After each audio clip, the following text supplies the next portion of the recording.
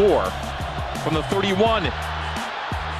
It's an errant exchange. The snap caught Shoemaker unawares, and he's tackled on the backfield by Tyler Batty. Back at the 20-yard line. The shotgun snap got away from Shoemaker. He took it off the turf. He scrambled, and Batty got to him for the big drop, and the fourth down punt is forthcoming. Slovis gun.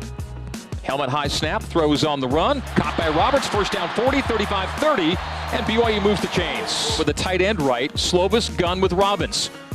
Pulls it away from Aiden, and Keaton Slovis has his first career rushing touchdown as the Cougs open on top, 6-0. First drive, first score, and yes, after 68 career passing touchdowns, that's rushing touchdown number 1 for Keaton Slovis.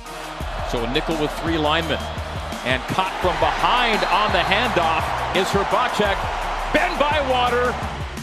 Keaton gun, high snap pulled down away from the back, time in the pocket, guns across the middle into double coverage, and it's caught by Darius Lassiter for a first down from the 14.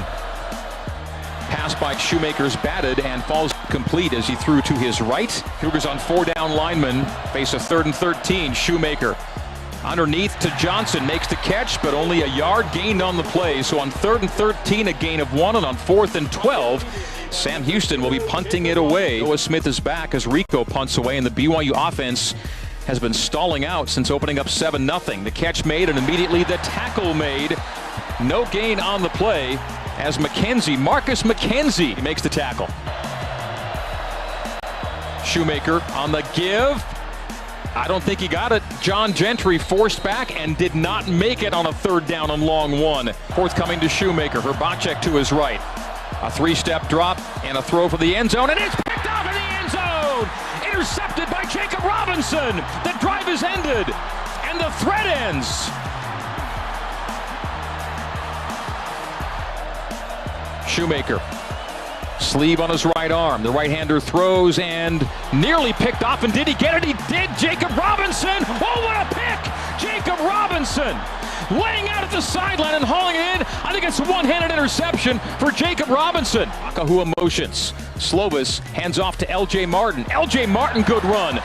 Up 6 yards, off tackle right. Handoff. Martin to the second level, moves the sticks.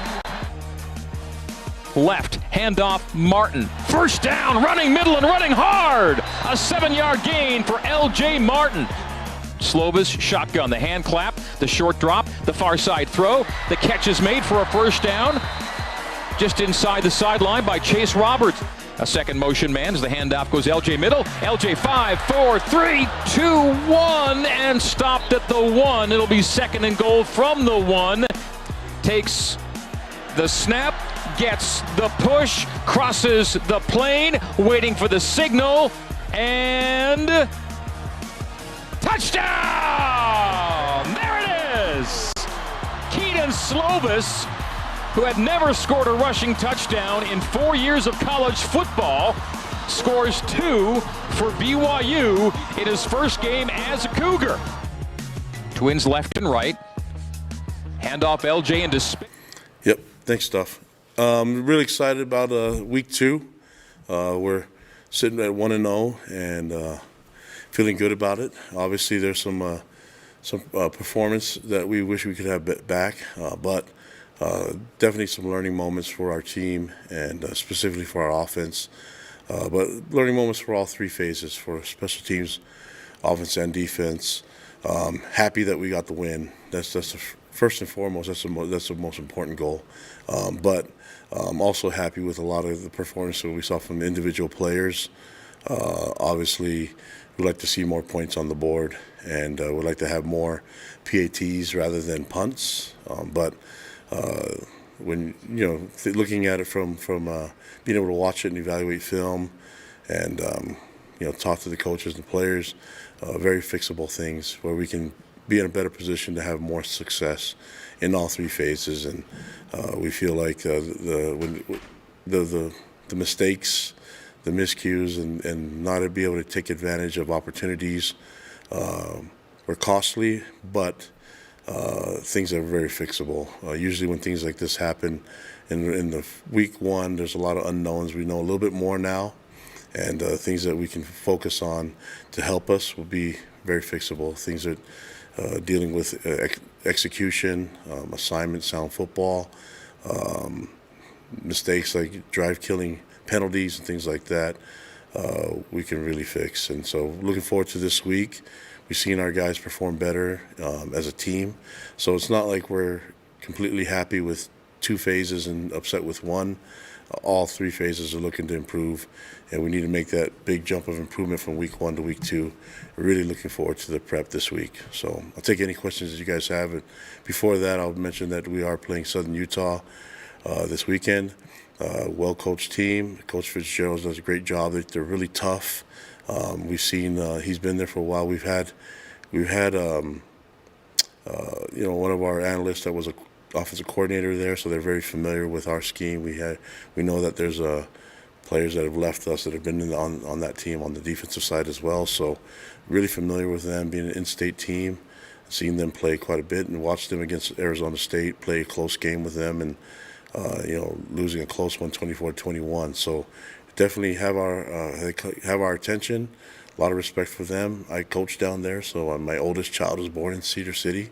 So we have a lot of fond memories of the T-Bird program, and looking forward to them being up here in LaVell Edwards Stadium, and just looking forward to the matchup, looking for an opportunity for us to play again. And just really want to compliment the Rock, our student section, and the rest of Cougar Nation that were in the stadium, at LaVell Edwards Stadium.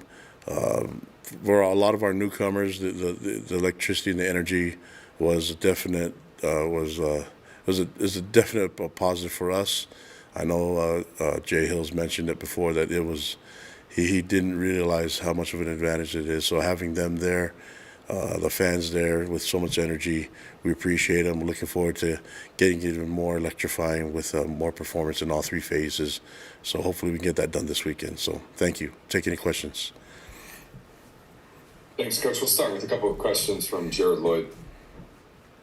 Kalani, you talked about this in general, but I wanted to ask specifically about the offensive line. I know that there's a lot of talk about the depth there, and then there were some penalties, and it took a while to get the run game going and some of those things. How did that unit look? What did you see as you looked at them? Yeah, the mistakes can go all around, and so I know that people are going to want to talk about mistakes on offense. So it wasn't just on one phase, on one side or one position. I didn't think all the position played perfectly, or even at a championship level like we're used to. Let's get them back there. I think I've seen it. I've seen it before in the years past with A-Rod calling the plays, and I've seen it with these coaches getting them the best out of their guys, and I've seen a lot of people praise them before. So this is definitely humbling for them. Let's get back to our natural old ways, and that usually comes back down to the basics. We'll focus on the fundamentals. We'll focus on the things that we can control, the things that we've seen them do before, and we'll get there. So that's not just limited to the O-line. That's every position. But in terms of the O-line, we've seen them play better before, and we're looking forward to getting that done again this weekend. I also wanted to ask about how much you look at changing the depth chart up. I mean, obviously, game's different than practice, and do you do a lot of that? Just, hey, let's shuffle it around. I know you always talk about how important competition is. Yeah, I mean, the competition is always going to be the key. But when you're looking at it in terms of the game, so we have most of the knowledge that you guys don't get to see, and we know when all 11 guys are doing the right thing. So it's hard to get frustrated at somebody that's running the ball or that's catching the ball or throwing the ball when they're not even supposed to, when the other 10 guys aren't doing what they're supposed to be doing. So it's tough to critique a quarterback when the receiver runs a wrong route, or tough to get upset at the running back when the O-line misses the block or has a mental error and the tight end misses his block. So we have to do it relatively with what we see and what we're judging it on, but also can't be all just on one game. I think there's a lot of things that we can judge it. We have all the information. I'm trying to explain to you guys where we're at. We feel like these are the guys that got us there, but there's always an opportunity for us to tweak it depending on what we see and who's performing at the best. That way the competition lives on. Okay, we'll take a couple questions from Jay Drew and then Kevin Reynolds. Kalani, I wanted to ask you about Jacob Robinson. What do you recall as far as getting him from Utah State and maybe even his recruitment before that, and what his performance, how would you rate it the other day? Yeah, I was really impressed with him coming out of high school and watching him at Orem. Big time playmaker, and he did it on both sides of the ball. So I saw that he was a guy that had great ball skills and could. I mean, when he was playing in Orem and they throw the ball up there, he'd go grab it. And so, very talented player. When we recruited him, I'm not sure if everybody was on board with him. I think there's a few people that said he was a little too small, but luckily, you have a wonderful strength conditioning program and nutrition around him that can get guys bigger. So when we unfortunately lost him to Utah State, I was glad that he was able to come back, and it was an easy thing for myself and Gennaro to welcome him back to our staff and to our program as a staff, and for our evaluation to be kind of like, hey, we project him being a big time player, and he's been everything that we thought he could be. Potential wise, he's got so much ability, and he's physical. So I know people questioned his size from before, but it's like he's playing big now. So it just goes to show when you have that type of heart, you can accomplish a lot of great things. And something that you can't really see in the measurables is a person's desire. And the one thing I can tell you from him is you could tell he loved football from the beginning. The first time I met him, he loved football and he loves being a teammate. So I'm just really happy that he's on our team and paid off a lot, the time that he's been here, and definitely in game one. Go ahead, Kevin. Hey, Kalani, Aiden Robbins, only 7 carries on Saturday. I'm curious, do you think that's like enough of a sample size to really evaluate it? And what did you kind of make of his day on Saturday? I think when you're looking at the overall, I mentioned it from before, it's kind of tough to just evaluate everything that he's done on the 7 carries, and so you have to figure out what everybody else is doing well and what he can control. But I like his attitude, I like his buy-in, I like his belief in the system, and so he's going to have to keep leading us and helping our team. And we feel like we have a good core of running backs that we can use. Some weeks you're going to get more carries than the other until we see guys start to really take the initiative and take ownership of the position. Then that's what happens, and we've had that done before, where we've had guys kind of share the load, and then when someone shows that they can get it done, hard to do that just making that judgment off of 1 week, and definitely off of just the one performance when we had plenty of mistakes to go around. Okay, we'll take questions now from Ron Weaver and then Mitch Harper. Yeah, Coach, we saw Jay Hill on the sideline calling plays.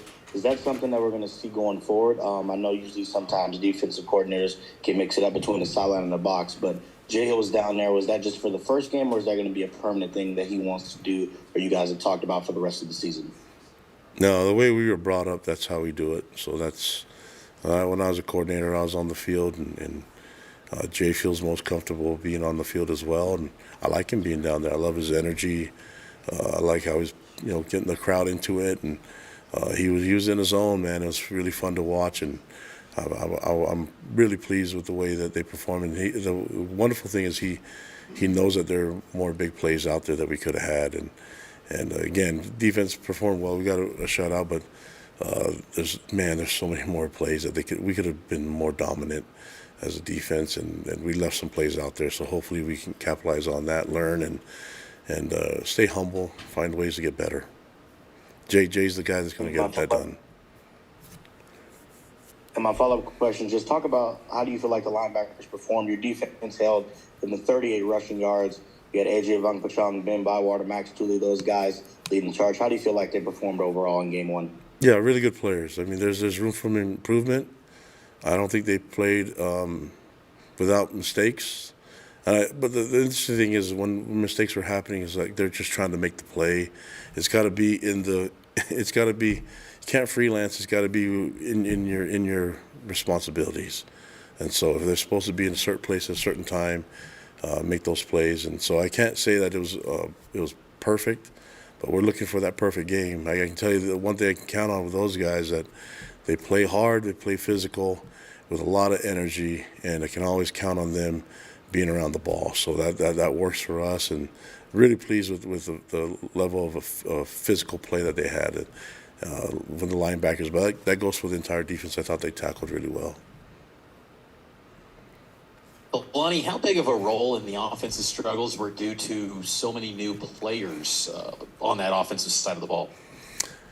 It could be a factor. I think there's a bunch of different factors going into it, Mitch. If you're looking at like I think everything has kind of a piece of the pie in why we didn't perform better. I think most of it that we're going to focus on is that there were quite a few mistakes.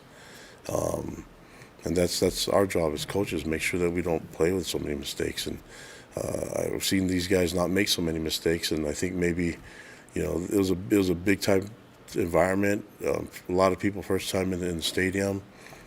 So I'd like to make excuses for them all, but we don't have time for that. We just got to see production, and we got to see guys make better decisions and guys perform like we've seen them practice. And so that's going to be the deal for us this week is get them being, now that we've seen it on film. I know some guys are embarrassed by the way they performed on offense, and let's just keep building on it. We got to find ways to get better, and then you don't get better by sitting around feeling sorry for yourself. So it doesn't matter if everyone's a veteran now. You've had one time in BYU Stadium, so we're all veterans. It was fun, electrifying. We need more electricity and more efficiency on offense. You've noted a few times on Saturday night after the game and just now with what they've done in practice. For what you saw in the game on offensively, did that come as a complete surprise that there was no signs of that sort of struggle in practices and throughout camp? I think when adversity hits or when we're below expectations, I think that's when you find out how people react, and the goal is to get them to react to going back to the basics rather than pushing themselves to try to do more than they're supposed to. The only way it works is everybody does their 1/11th. That's the only way it works. It doesn't work by one guy just taking ownership of by themselves. I haven't seen one person beat 11. I've seen some really good players come close, but that just doesn't happen if you don't have everybody doing their 1/11th. That's the goal. Everyone just does their part. When things get tough and they're going against teams and you hit some adversity, you go into teams that get some success against us, then you go back to doing your job the right way and doing it perfectly. That's what it comes down to. And the answers here are simple. And they're basic. It's rely on the fundamentals, go back to the small, simple things, and good things will happen. We'll take questions from Jake Hatch and then Sean Walker. Yeah, Kalani, when it comes to, you talk about your offensive line not performing to your championship expectations, I wanted to ask you about the defensive line in particular. What was your evaluation coming out of that Sam Houston game for your D-line? Yeah, I thought D-line was really disruptive. I thought they created a lot of alleys for our linebackers to run through. I thought they got great knockback, physical up at the line of scrimmage. Obviously, there's some things that they can improve on too. We lost a couple gaps and didn't use the right technique, and a lot of that is guys just stepping out, trying to make the play rather than make the play through their assignment. But the mistakes didn't happen. Didn't happen on one side. It happened on all three phases. So defense, they can improve. I thought Sam Houston had a plan to try to run the ball, do some RPOs, get the ball out of the quarterback's hands quickly. So they give us a lot of opportunities to really get after the quarterback as much as we wanted. But it did provide us to get 3 interceptions and did provide us to get some tackles for loss and control the run game. And so teams are going to have a hard time being successful against this defense if they can't run the ball. Yeah, you took the onus for the failed fake punt on Saturday. I wanted to ask you, is that a determination that you make that call? Is it Kelly? Who ultimately called that? No, it's both of us, but I'm the head coach, so I can approve everything or not do it. So when we feel like we can go for it on fourth down, it's my decision to say, okay, let's go for it, or let's punt the ball and let Rico flip the field for us. So that's it. All comes down on me when that does happen, and thought it was there. And you know what? Watching it on film, it was. We just need our guys to do make all the plays. We practice stuff, so I don't want to practice stuff and not call it in the game. So that's what we do, and it's just. I like to see more teams try to come after our punts. We'll see what happens, So the glad defense stepped up and made a play. So I think I've had a couple failed fake punt attempts, and it's cost us 0 points. So I don't know if I've learned my lesson yet, but we'll see what happens. Every week's going to be fun. That kind of leads into my next question a little bit, because I know no one ever wants to ask about the punter, and I'm sure talking about the punter is kind of a mixed bag for you. But what you saw out of Ryan in his debut, I think he punted as much this weekend as like half the season last year. He's fourth nationally in punting average now at this point. Did you unlock kind of a little, maybe more of a weapon, I guess, that you can utilize a little bit more this year as opposed to previously in his career, maybe some? I don't know if I unlocked it. Everybody knows that he's got a strong leg and very good athlete. Rico's he's got so many abilities and so many talents. Last year, I don't think he had enough punts to register him for certain awards and all that stuff, and that's not what we're thinking about. We're not trying to think about, okay, let's get these guys certain accolades and awards, but this is a good start, I guess, for him to qualify for, is that he got a bunch of punts this game. It's like someone mentioned that Keaton Slovis hadn't had a rushing touchdown in his career, and now he has 2. So let's get back to the basics, which means Keaton throw some touchdowns and Rico punt the ball, and if we got to go for it on fourth down, we will. But he's always been a team player. It's not about him. But I know one thing is that if we need him to make a play, and if we need him to make a kick, he can do it. And he's got so many talents that I just wish we could have blocked that fake punt up a little bit better so he can show off his legs a little bit more. He has a good rushing average, and this one didn't help it though after his first one. So we'll try to see if we can utilize his talents again. Okay, we got time for a couple more questions. Let's go Jared Lloyd and then Jay Drew. You touched on how good this team you're facing on Saturday was last week. How important is it for this team to take those steps you were talking about and getting back to those basics as you prepare for Saturday? Oh yeah, seeing it on film against Arizona State. It was good for us as coaches and players to see how tough they played and how talented they were and how they held their own. So that was revealing to us, and for me, it's nice because the film can't lie, and so our guys see it on film. They know that they'll have to be better, and the sense of urgency for some reason it just seems like there's a little bit more. It's moving a little bit more rapidly than before, and that's a huge compliment to Southern Utah and what they did last week. And I know they're prepared. They're really familiar with what we do on offense and defense, and so it's not a lot of secrets here. Other than we just need to play fundamentally sound and get to this game this weekend and improve in all 3 phases, and then we'll see what happens. Kalani, Go ahead, sorry. a lot was made of the fact last year that you played better at night than you did in the day. Obviously, with a day game coming up, was too much made of that, or have you taken some steps maybe to figure out how you can perform better in the day? Well, the majority of our practices were in the day, so this year I don't know if any of the past stuff really matters to the guys that are here. I think we'll be just fine. I think it's going to be nice to be in the sun or whatever. I don't even know what the weather's going to be, but who cares? It's going to be football, and it's going to get here quickly compared to waiting to the evening. we love playing football no matter the time of day. This one happens to be at 1 p.m., so we'll be really excited for that game. Awesome. Coach, thanks for joining us. We appreciate your time this afternoon. Thanks, guys. Today.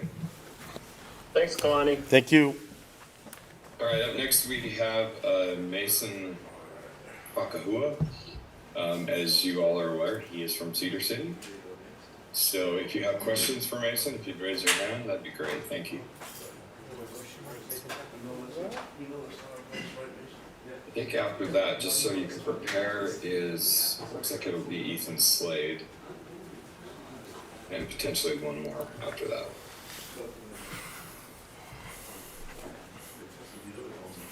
Hello, Mason. Thank you for joining us. We appreciate your time today. Oh, of course. Yeah. Thanks for having me. Jared, looks like you have a question for Mason, and then we'll follow with Mitch. Mason, I got to ask about the attitude of the offense after what you guys went through, and what's today been like, or as you've been around the boys?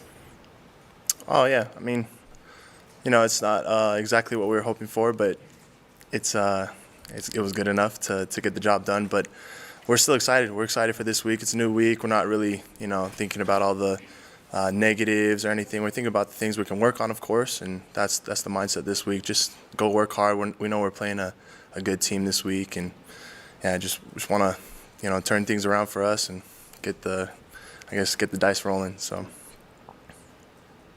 Kalani talked about the importance of just getting back to basics, focusing on the fundamentals, making sure you guys take care of business. How big of a difference do you feel like that would make for this offense if you're able to kind of lock in on those things?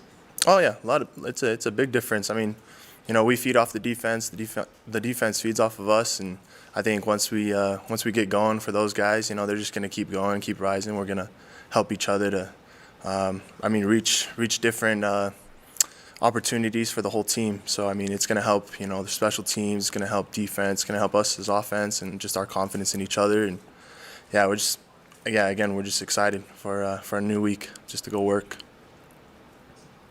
Mason, from your perspective, experiencing it, can you just maybe take us through going from being a high school quarterback to now being an H-back tight end and all the different positions that you've played throughout your time here so far? Yeah, it's a fun experience. You don't expect to come in and switch the amount of times that I have or some other guys have here, but here at BYU, you play positions where they need you, and that's what we do in this team. We go and play where our coaches need us, and so it's sometimes it's different, but our coaches, they help us a lot to fill into the spots where we need to go and play. So it's been fun just to be around the tight end room or to be around the running backs or the quarterbacks. All of them are really special individuals, and the coaches are very special. So it's easy when all those guys are that way. And it makes it a lot easier on the guys that, we switch positions, whether it's myself or some of the other guys on the team. Did you only play quarterback in your prep career? Was that the only position you played, or was there other spots you played as well? Yeah, I played quarterback, but I also played some defense, outside linebacker, free safety, but it was mostly quarterback the whole time until I got here. But I mean, yeah, I grew up playing all the different positions, just playing football, having fun, learning the whole game as a whole. So, yeah, just it was mostly quarterback all of high school, though. All right, we'll take a question from Jake and then Sean. Mason, I wanted to ask you just in terms of facing Southern Utah. You're a kid who's played at Cedar High School, from Cedar City. Does it have any different feel to it this week as compared to other games? Oh, I'm excited just because it's the university that I supported all my life. I'm a T-Bird.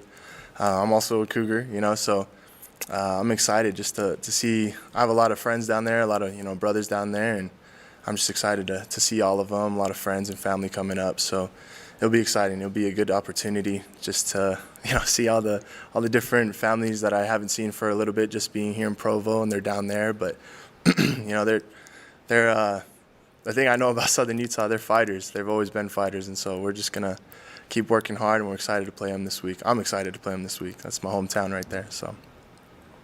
That kind of leads me into my second question for you. Talking about the resurgent nature of that program, that last half of last year, and obviously the game against Arizona State. What do you make of the Thunderbirds right now? Oh, they're hungry. They're very hungry. They're a special group. You know, we know that. They know that. We're excited to play them this week. We saw it last week with Arizona State. You know how they played against them, and definitely didn't give up against a top team as well. But man, they're special individuals down there. I love them all because during my summer workouts and everything, I work out with a lot of those guys. I go down there and I throw with their quarterback and I run routes for them and stuff. And just getting to meet a lot of them, they have a lot of fight. They have a lot of a great attitude with that program, and their coach has done a lot of good things for them as well. Big question from Sean and Jared. Yeah, kind of similar to the last one, and just continuing down the trendy pick of you're from Cedar, SUU's from Cedar, all that stuff. But how much kind of contact and I guess recruitment did you have with those guys when you were coming out of Cedar High School? And I know you played so many different just athletic-based positions, especially as a kind of a running-based quarterback in a lot of ways. So just how much did they kind of look at you, and how much did you maybe consider growing up there, being at T-Bird?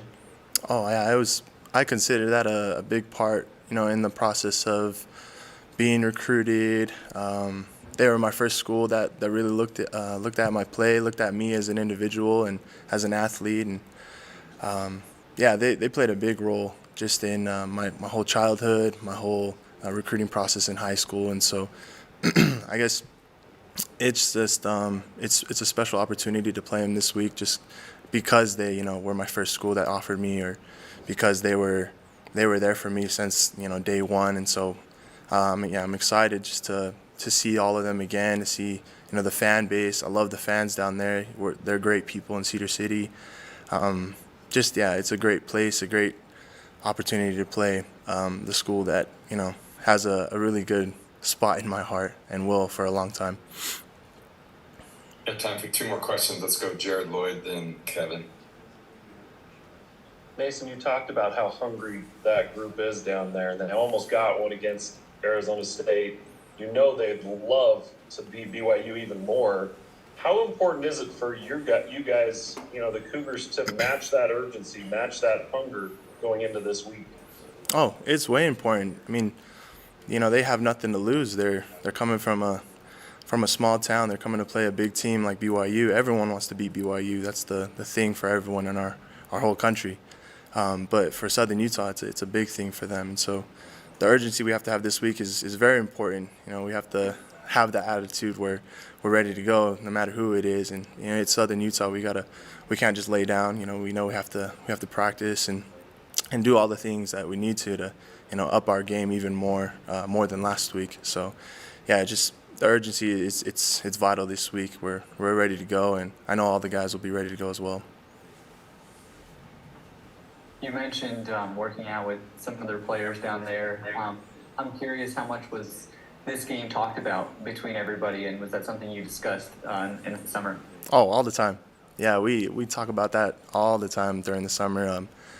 It's fun. You get around the guys. You don't really. It's not really talking crap or anything, but it's more just excitement, more motivated, pumped for the opportunity, and so they're excited just to come up. It's a great opportunity for them. It's a great opportunity for us.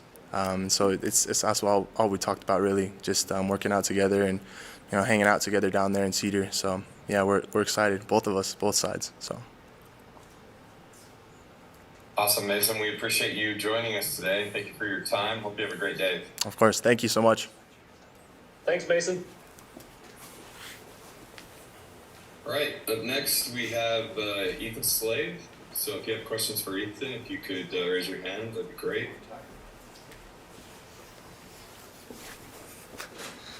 How's it going, guys? Ethan, thanks for joining us. We appreciate your time today. Yeah, no problem. We'll start with questions from Jared Lloyd. Hey, Ethan, good to see you. Wanted to ask about what this last month has been like for you, going from having lots of safeties and then a bunch of injuries and getting more opportunities yourself. What's that been like? It's been super exciting. It's been like it's tough to have your friends and teammates not be able to be out there on the field with you, but at the same time, it's an opportunity. It's been an opportunity for me, and to be able to go out there and play on Saturday, that's kind of been a dream come true to be able to have my first start and check that off the list. And so it's been fun, but yeah, I wish I could have my teammates there with me though. You know the Jacob Robinson question's got to come. Yeah. You've seen that guy play for a while. Yeah. What was it like watching him have that game and make those plays that he did last week? And what's it like being on that team with him? It's so much fun playing with Jacob. We've been playing together since fourth grade, tackle football. Jacob's my guy. We've played basketball, baseball, football together, so we're very good friends. And every time we go on the field, I know he's about to make a play. That's just who he is. He's done that since a young age, and just to see him do that again on Saturday was, anytime he makes a play, it's always a highlight for me. But yeah, it was very awesome to see him do that. Go Tigers. We'll take a question now from Jake Hatch. Yeah, Ethan, you mentioned the fact you got your first career start in that game against Sam Houston. Just wanted to ask you, well, how did you evaluate your performance overall? Overall, I was happy with the way I played. I had some goals set aside that I put on my personal side, and I felt like I came close to doing everything I wanted to do for me personally. And as a defense, I think we did great with the shutout. But yeah, I was happy with the way I performed and the way the defense performed. Obviously, there's always things you can do better when you go back and look at film and things you can pick apart. But overall, I thought it was a great showing by the defense. You're a kid who grew up in the state. You talked about the fact you played with Jacob all through junior high and everything. But how important are in-state games to you? I know Southern Utah's an FCS program, but it's an in-state game, the lone one this year on your schedule. How important is that to you? I think it's always, every game's important, in-state, out-of-state, but you always want to win the in-state games. But every week we kind of approach the same. It's win or lose. There's no in-between, and we want to win every single week. And that's the mindset going into this week, just like last week. Okay, we'll take questions from Sean Walker and then Mitch Harper.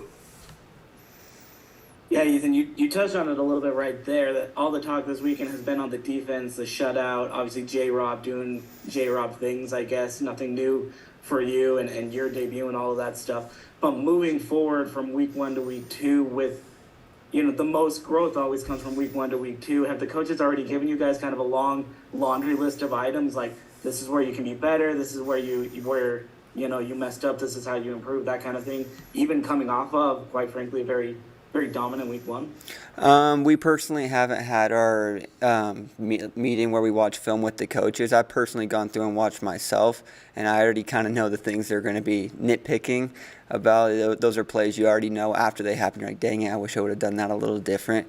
But those meetings are coming up later this afternoon, and there's going to be a list of things we can always do better, and I'm expecting Jay Hill to have some stuff that we can do better, and just kind of work those out this week during practice and get those ironed out and just be ready for this next week. But, yeah. Ethan, when you were coming out of Orem High School, what led to you wanting to walk on with the BYU program? Being close to home was played a big factor for coming here. I was kind of choosing between BYU, Utah State, and Utah at the time. I had just a preferred walk-on spot to all 3 schools. And at the time, I just felt comfortable with BYU and their coaching staff and Coach Kalani. And I kind of made the decision at that time, I'm going to go to BYU, I'm going to stay home, and I'm going to earn my spot on this team, and I'm going to do whatever it takes to get on the field. And that's kind of what I've been doing over the last couple of years, is trying to work as hard as possible to get to play and get to be on the field. And since you arrived on campus, the defense has had, its shares of ups and downs. How fulfilling was it Saturday night to pitch a shutout and be a key piece in kind of rewriting the narrative of BYU's defense? Oh, it's awesome. It's always a shutout. Those are rare, and those are fun games to play in. And it's fun because it's a team thing on the defense. We all played very well together, and you can't do it one without the other. So all our teammates on the field we played all very well together, and it was fun to see that come together and have that be the first game of the season, have that be Coach Hill's first game. And that's something Coach Hill has been really good for us, especially in the safety room. He's had higher the expectations for us. And we, as a defense now, I think we have a different mindset going into each week. Okay, we got time for one last question from Jared Lloyd. Kind of building off that one, Ethan, this last week, the offense wasn't too happy. You guys obviously pretty happy with overall with how you did. How important is it to be there for your offensive guys? I mean, you guys went up against them the entire camp. You know what they're capable of. How important is it for the defense to kind of be there and pick them back up and get them on the right track just emotionally as they prepare for week 2? No, yeah, it's very important. We're a team. There's not one without the other. We need an offense as a defense, and there might be some weeks where we need the offense to put up 40 points. And there might be weeks like last week where we need to hold them to a shutout. You never know what the scenario is going to be. So we're a team, and we know that they're going to do everything they can to get back on track and get things rolling. And we have supreme confidence in the offense. There's no worries here on the defensive side. We're just, every week we're going in and we're trying to do the best we can, and we know that they're going to be doing the best they can. So it's just a team effort right now, and there's no worries going around. Ethan, thanks for joining us. We really appreciate your time today. Tiger Pride. Tiger Pride, yeah, let's go. Thank you, guys.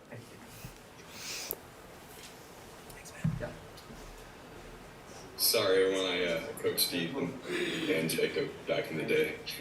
I'm sure it was just a coincidence that the Pride of Orem High came on when Dut's moderating. Strict coincidence. Do I just insert Go Bruins just for fun now? Hey. Eddie, we appreciate you joining us today. Thanks for your time. Yep, no problem, no problem.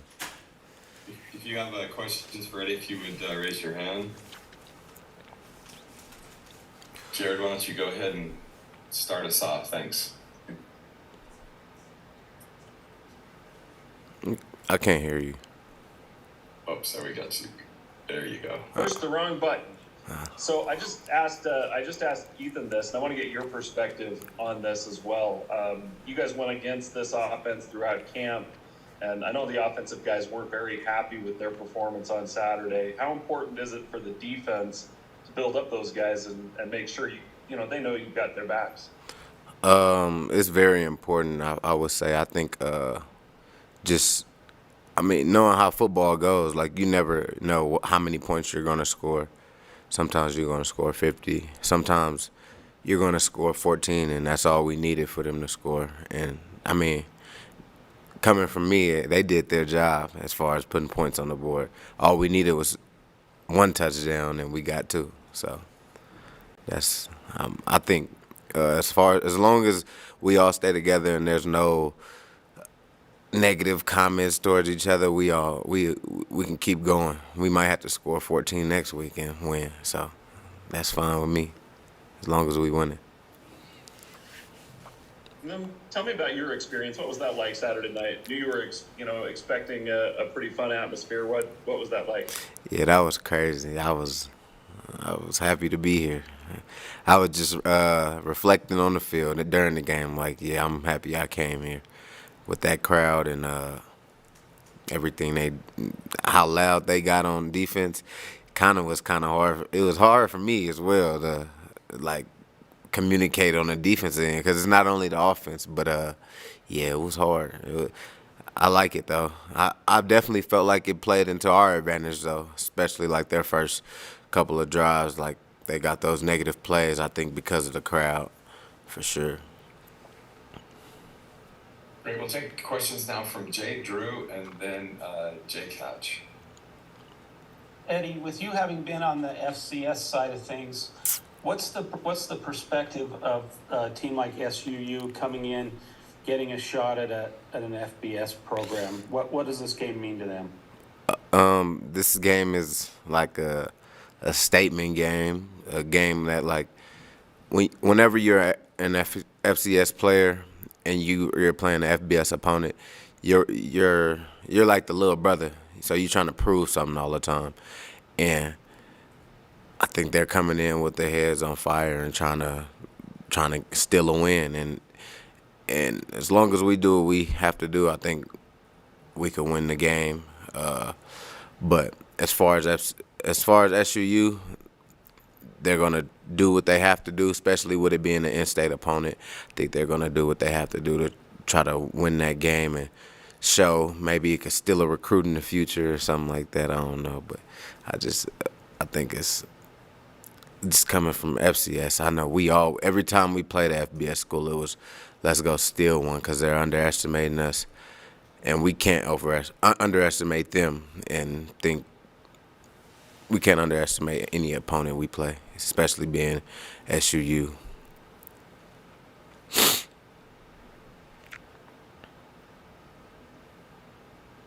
Eddie, I just wanted to ask you a little bit more about Southern Utah. You're kids who played at Weber, have a good little rivalry with Southern Utah. What do you make of the Thunderbirds? They're a good team. Every year I played them, they've been good, no matter what the scores show. But I think you got to come to play every play. It's all about it's the game of football. You could win each week, or you could lose each week, or you can win every other week. So I think you just gotta. I mean, we gotta prepare just like they're the number one team in the country, and just to get ourselves better. Like if we just go in there thinking just because they're Southern Utah, then we're not very smart as a team to overlook those guys, and we haven't made it to where we want to make it. And this game matters the most right now. I also wanted to ask you just about your reaction to your first game playing under the lights there at Lavelle Edwards Stadium and getting that interception.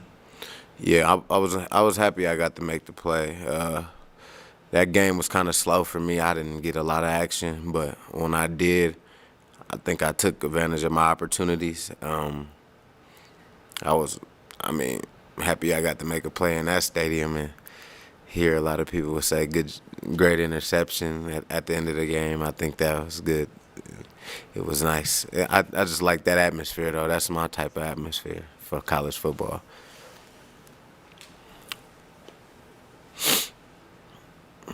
Yeah, Eddie, maybe I could just build on that a little bit because you didn't get a ton of action on defense, and a lot of that was because it just felt like they were going towards J-Rob a lot of times, which led to him obviously making plenty of plays. What'd you make of J-Rob's performance, and did his 2 picks kind of motivate you to go and get one there at the end? Yeah, I'm always motivated to go get a pick, though. That's why every series I try to go catch an interception. But yeah, I mean, them going at J-Rob wasn't as smart. I see. I think he's super talented at corner, and he's a playmaker for sure. Yeah, I was motivated when he got 2. I knew I had to get 1 at least. I had to go make a play too, but it's all motivation for the season. We're competing within our room to see who's gonna catch the most interceptions. So, that's a good competition. At least it's turnovers, which turnovers win you games. Go ahead, Mitch. Eddie, how smooth of a transition has it been for you going from Jay Hill's Weber defense to this new one here at BYU with Jay? Oh, it's been super smooth. It's nothing that I'm not used to. I think it's kind of the same thing I was doing at Weber. I'm just learning more each year. That's all I'm doing. Learning more about the defense, learning other positions, which is helping me with my position and understanding how and why he's calling the plays he's calling now. So I think that's all I'm learning, because I pretty much know every play by heart. Well, I know every play by heart, so I'm not still learning or having brain farts with what I have to do, because I've been doing this so long. So now I'm learning different things. Saw you playing a lot of nickel as well. What are kind of the expectations Jay has for you in that spot? Is that a new position you're learning a little bit this year? No, I've been playing nickel since I started playing in this defense. But that's a position where you got to make tackles, cover, blitz, and make plays. That's a big playmaking position in this defense, and you're asked to do a lot. But I think I'm perfect for it with that task. Great. We got one more question. We got time for one more question. We'll go ahead with Jared Lloyd. I mean, this is just kind of mentality question for you about that. When do you go for an interception versus the pass breakup? How do you gauge when's the right time to do which thing as a defensive back? I feel like you take more chances when you got a little bit of more lead. Like, it's harder to take chances when it's such a tight game, so you got to play the safe role, and you can kind of feel it. It's when you watch something on film that week and you just know that's the play that you've been waiting for. That's when you take the chance and go get it. But other than that, most of the time in the game, you're probably seeing plays that you've seen, but you still have to react it. You go for the breakup, or you got to capitalize off a bad ball, a tip pass, anything like that. So that's kind of when you go for it and when you don't. But usually you pick a couple plays during the week that you're going to intercept in. That's what you take into that. Eddie, thank you so much for joining us today. Thank you. We appreciate your time. Yep, appreciate you.